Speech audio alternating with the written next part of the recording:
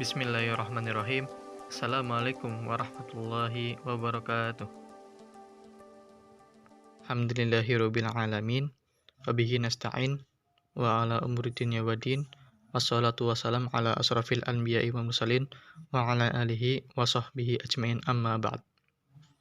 Pada pertemuan kali ini, pada mata kuliah Manajemen Pendidikan, kami dari kelompok 1 kelas Matematika 4E yang beranggotakan Ahmad Jumali dengan NIM 19081057172, dan ada MR Dian dengan NIM 19081051193, dan saya sendiri Muhammad Afif Gunawan dengan NIM 19081051181. Pada pertemuan kali ini kita akan membahas tentang pengertian manajemen pendidikan.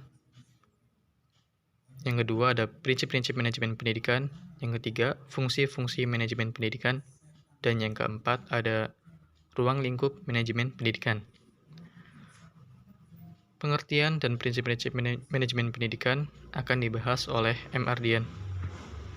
Bismillahirrahmanirrahim. Baik, materi yang pertama akan dibahas oleh saya, yaitu mengenai pengertian manajemen pendidikan. Sebelum kita membahas apa itu pengertian manajemen pendidikan, tentunya kita akan membahas apa itu pengertian dari manajemen dan pengertian pendidikan. Manajemen atau dalam bahasa Inggris manajemen diambil dari bahasa Latin, yaitu dari kata manus yang artinya tangan dan agere yang berarti melakukan. Kedua kata tersebut digabung menjadi managere yang berarti menangani sesuatu, mengatur, membuat sesuatu dengan tujuan yang diinginkan dengan mendayagunakan sumber daya yang ada. Selanjutnya pengertian pendidikan. Menurut Undang-Undang Sisdiknas Nomor 20 Tahun 2003, pendidikan adalah usaha sadar dan terencana untuk mewujudkan suasana belajar dan proses pembelajaran agar peserta didik aktif mengembangkan potensi dirinya untuk memiliki kekuatan spiritual keagamaan, pengendalian diri, kepribadian, kecerdasan akhlak mulia, serta keterampilan yang diperlukan dirinya, masyarakat, bangsa, dan negara. Dari pengertian manajemen dan pengertian pendidikan, kita bisa menarik pengertian manajemen pendidikan, yaitu menurut Nawawi, manajemen pendidikan adalah ilmu terapan dalam bidang pendidikan yang merupakan rangkaian kegiatan atau keseluruhan proses pengendalian usaha kerjasama sejumlah orang untuk mencapai tujuan pendidikan secara berencana dan sistematis yang diselenggarakan di lingkungan tertentu, terutama lembaga pendidikan. Selanjutnya kita akan membahas tentang prinsip-prinsip manajemen pendidikan. Dalam manajemen pendidikan tentu memiliki prinsip-prinsip yang dianut agar dalam pelaksanaannya sesuai dengan tujuan. Menurut Douglas, prinsip-prinsip manajemen pendidikan yaitu yang pertama, memprioritaskan tujuan di atas kepentingan pribadi dan kepentingan mekanisme kerja. Yang kedua, mengkoordinasikan wewenang dan tanggung jawab. Yang ketiga, memberikan tanggung jawab pada personil sekolah, hendaknya sesuai dengan sifat-sifat dan kemampuannya. Keempat, mengenal secara baik faktor-faktor psikologis manusia. Yang terakhir, yaitu relativitas nilai-nilai. Kita masuk ke materi yang ketiga tentang fungsi-fungsi manajemen pendidikan. Yang terdapat beberapa poin. Di antaranya yang pertama, perencanaan. Yang kedua, struktur, organisasi, dan job description. Yang ketiga, penggerakan. Yang keempat, pengawasan dan pengendalian. Dan yang kelima, pengambilan keputusan dan pemecahan masalah. Pada poin pertama, fungsi-fungsi manajemen pendidikan, yaitu perencanaan. Perencanaan adalah suatu rangkaian kegiatan yang telah ditetapkan sebelumnya untuk mencapai tujuan tertentu. Dalam menentukan rencana harus dilakukan secara matang dengan melakukan kajian secara sistematis sesuai dengan kondisi, organisasi, dan kemampuan sumber daya dengan tetap mengacu pada visi dan misi organisasi. Langkah-langkah dalam perencanaan yaitu yang pertama, menentukan dan merumuskan tujuan yang hendak dicapai. Yang kedua, meneliti masalah atau pekerjaan yang akan dilakukan. Yang ketiga, mengumpulkan data atau informasi-informasi yang diperlukan. Yang keempat, menentukan tahap-tahap atau rangkaian tindakan. Dan yang kelima, merumuskan bagaimana masalah-masalah itu akan dipecahkan dan bagaimana pekerjaan itu akan diselesaikan. Adapun syarat-syarat perencanaan terdiri atas: yang pertama, perencanaan harus didasarkan pada tujuan yang jelas, bersifat sederhana, realistis, dan praktis. Yang ketiga, terinci, memuat segala uraian, serta klasifikasi kegiatan dan rangkaian tindakan sehingga mudah dipedomani dan dijalankan. Yang keempat, memiliki fleksibilitas sehingga mudah disesuaikan dengan kebutuhan serta kondisi dan situasi sewaktu-waktu. Yang kelima, terdapat perimbangan antara bermacam-macam bidang yang akan digarap dalam perencanaan itu menurut urgensinya masing-masing. Dan yang keenam, diusahakan adanya penghematan biaya, tenaga, waktu, serta kemungkinan penggunaan sumber-sumber daya dan dana yang tersedia dengan sewaktu-waktu. Dan yang ketujuh, diusahakan agar sedapat mungkin tidak terjadi adanya duplikasi pelaksanaan. Poin yang kedua, struktur organisasi dan job description. Fungsi pengorganisasian diartikan sebagai kegiatan membagi tugas kepada orang-orang yang terlibat dalam kerjasama untuk memudahkan pelaksanaan kerja. Pelaksanaan fungsi pengorganisasian dapat memanfaatkan struktur yang sudah dibentuk dalam organisasi. Artinya, deskripsi tugas yang akan dibagikan adalah berdasarkan tugas dan fungsi struktur yang ada dalam suatu organisasi. Organisasi secara umum dapat diartikan memberi struktur atau susunan, yakni orang-orang dalam satu kelompok kerjasama, dengan maksud menempatkan masing-masing atau penentuan struktur.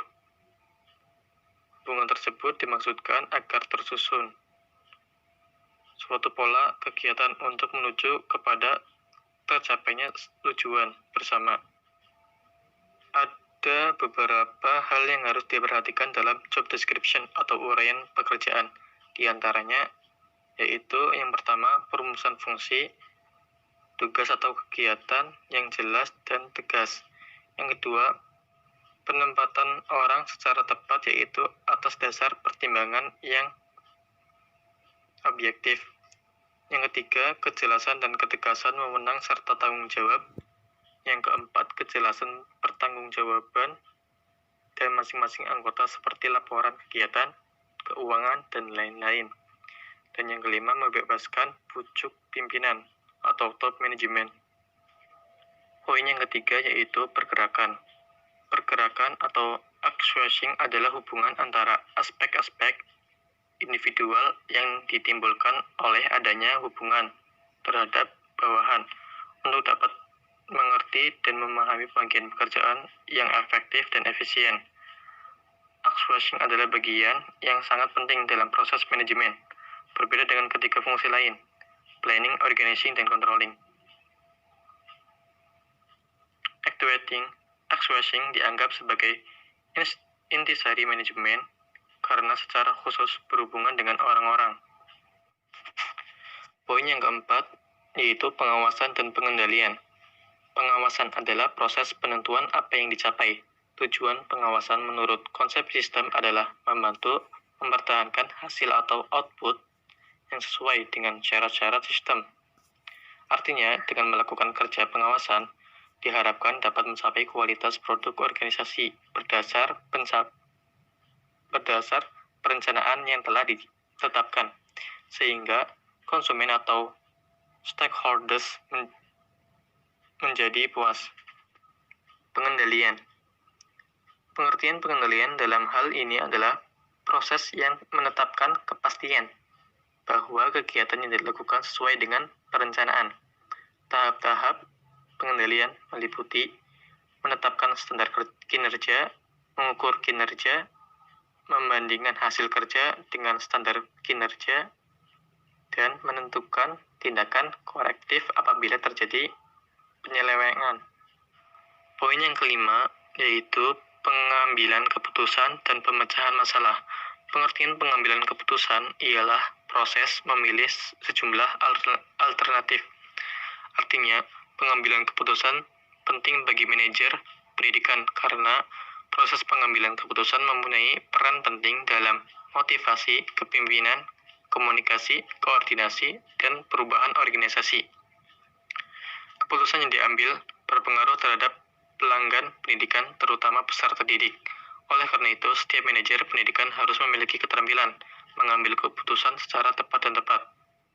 Ada beberapa penyebab terjadinya kesulitan pengambilan keputusan, di antaranya kurang lengkapnya informasi dan data yang diperlukan, kesulitan menggunakan tolak ukur, munculnya tujuan ganda, dan adanya lebih dari satu orang yang berwenang mengambil keputusan. Adapun langkah-langkah pemecahan masalah ialah menemukan persoalan, mencari sebab persoalan, mencari faktor yang paling berpengaruh, merencanakan langkah-langkah yang tepat, menjalankan sesuai rencana, memeriksa hasil, memecah timbulnya persoalan yang sama, dan memperhatikan persoalan yang masih ada. Materi selanjutnya akan dibawakan oleh Ahmad Jumali. Selanjutnya, ruang lingkup manajemen pendidikan. Ruang lingkup manajemen pendidikan dapat dilihat dari dua sudut pandang, yaitu yang pertama, objek kajian manajemen lembaga pendidikan, yang kedua, bidang garapan manajemen pendidikan. Objek kajian manajemen lembaga pendidikan dapat dilihat dari beberapa aspek penting yang diperlukan dalam kelembagaan pendidikan, antara lain yang kesatu, manajemen lembaga pendidikan pada aspek struktur, menjelaskan struktur organisasi pendidikan, analisis unit kerja, deskripsi tugas, spesifikasi pelaku pendidikan, otoritas, hierarkis jabatan, dinamika lingkungan, struktural organisasi, dan perbedaan profesionalitas pelaku pendidikan serta semua aktivitasnya. Yang kedua, manajemen lembaga pendidikan ditinjau dari aspek teknik yang meliputi proses perencanaan, kegiatan lembaga perwujudan tugas-tugas, dan strategi pelaksanaan pengembangan lembaga. Yang ketiga, manajemen lembaga pendidikan ditinjau dari unsur personalia yang menekankan pada penempatan personalia, studi kelayakan guru dan lembaga pengelolanya, sumber daya personal, hubungan antar personal, evaluasi dan promosi serta kesejahteraan personalia. Yang keempat, manajemen lembaga pendidikan ditinjau dari aspek informasi yang meliputi sistem informasi lembaga pendidikan, sistem kontrol internal dan eksternal lembaga, pengawasan pegawai, dan respon manajerial terkait masalah di luar maupun di dalam lembaga. Yang kelima, manajemen lembaga pendidikan ditinjau dari aspek lingkungan masyarakat yang meliputi peran masyarakat dalam pengembangan lembaga, hubungan lembaga pendidikan dan masyarakat, peran pelaku pendidikan dalam masyarakat, kerjasama lembaga dan masyarakat, sosialisasi lembaga dan kegiatan lembaga pendidikan yang mengikut sertakan komponen masyarakat dan aparatur pemerintah.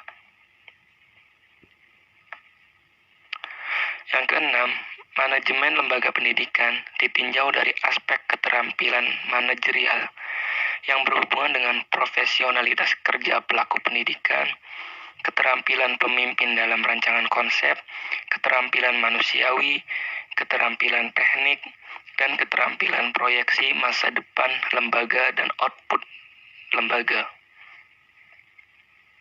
Yang ketujuh, manajemen lembaga pendidikan ditinjau dari aspek pengembangan sumber daya manusia, terdiri dari pendidikan dan pelatihan manajerial, kelembagaan dan pendidikan, mutu pimpinan berdasarkan kriteria AD dan ART, pengelolaan supervisi dan tipe instruksi pimpinan lembaga yang berkaitan dengan intelektualitas pelaku pendidikan, baik secara struktural maupun kultural.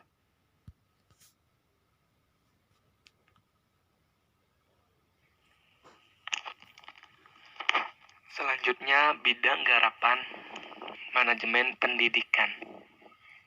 Tinjauan manajemen pendidikan dilihat dari bidang garapannya bertitik tolak pada aktivitas dapur inti, yaitu program pembelajaran di kelas. Setidaknya ada 8 bidang garapan manajemen pendidikan, antara lain manajemen peserta didik. Manajemen peserta didik adalah sebagian kegiatan manajemen pendidikan yang berhubungan dengan peserta didik, yang berupa pengelolaan peserta didik atau data tentang peserta didik, dimulai sejak peserta akan masuk suatu lembaga pendidikan hingga keluar, dalam artian selesai studi atau lulus atau alasan yang lain. Manajemen peserta didik merupakan upaya penataan peserta didik mulai dari masuk sampai dengan mereka lulus sekolah dengan cara memberikan layanan sebaik mungkin pada peserta didik. Yang kedua, manajemen kurikulum. Manajemen kurikulum merupakan seperangkat rencana dan pengaturan mengenai tujuan, isi, dan bahan pelajaran yang digunakan sebagai pedoman penyelenggaraan kegiatan pembelajaran dalam mencapai tujuan pendidikan secara efektif dan efisien. Manajemen kurikulum merupakan sistem pengelolaan atau penataan terhadap kurikulum secara kooperatif, komprehensif, sistemik, dan sistematik yang dijadikan acuan oleh lembaga pendidikan. Yang ketiga, manajemen personalia. Manajemen personalia adalah serangkaian proses kerjasama, mulai dari perencanaan, pengorganisasian, penggerakan, dan pengawasan dalam bidang personalia dengan mendayagunakan sumber daya yang ada secara efektif dan efisien. Sehingga semua personil sekolah menyumbang secara optimal bagi pencapaian tujuan pendidikan yang telah ditetapkan. Yang keempat adalah manajemen sarana dan prasarana. Manajemen sarana dan prasarana merupakan suatu kegiatan bagaimana mengatur dan mengelola sarana dan prasarana pendidikan secara efisien dan efektif dalam rangka pencapaian tujuan yang telah ditetapkan. Secara umum, proses kegiatan manajemen sarana dan prasarana meliputi perencanaan, pengadaan, pengawasan, penyimpanan inventarisasi, penghapusan, dan penataan. Yang kelima, manajemen keuangan atau pembiayaan. Manajemen keuangan adalah serangkaian perencanaan melaksanakan dan mengevaluasi serta mempertanggungjawabkan pengelolaan dana secara transparan kepada masyarakat dan pemerintah. Pengelolaan keuangan yang baik dalam lembaga akan meningkatkan efisiensi penyelenggaraan pendidikan dengan tersedianya biaya, pencapaian tujuan pendidikan yang lebih produktif, efektif, efisien, dan relevan memungkinkan kebutuhan akan segera terwujud. Yang keenam, manajemen administrasi. Administrasi dalam perspektif manajemen dipandang mempunyai peran penting sebagai prevoyance atau kemampuan melihat masa depan. Hal ini berarti administrasi dinilai mampu melihat keadaan masa yang akan datang dan mempunyai kesiapan untuk menghadapinya.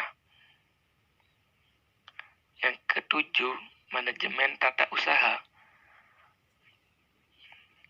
Manajemen tata usaha atau tata laksana merupakan unit kerja pendukung dalam suatu organisasi atau sekolah yang mempunyai kedudukan penting dan strategis dalam pencapaian tujuan suatu lembaga. Sedangkan manajemen tata usaha merupakan kegiatan pengelolaan teknis surat menyurat sesuai dengan fungsinya, yaitu mulai dari menerima, mencatat, mengolah, dan menyimpan. Selanjutnya yang ke-8 yaitu manajemen humas. Manajemen humas merupakan fungsi manajemen yang diadakan untuk menilai dan menyimpulkan sikap-sikap publik, menyesuaikan polisi dan prosedur instansi dan organisasi untuk mendapatkan pengertian dan dukungan masyarakat. Kegiatan humas di sekolah dimaksudkan sebagai hubungan masyarakat internal dan eksternal. Dalam hubungan internal terjadi komunikasi antar warga sekolah yang terdiri dari kepala sekolah, dewan guru, tenaga tata usaha, dan peserta didik. Sedangkan humas di luar sekolah meliputi instansi terkait, lembaga-lembaga pendidikan, komite sekolah, tokoh-tokoh masyarakat, dan masyarakat pada umumnya.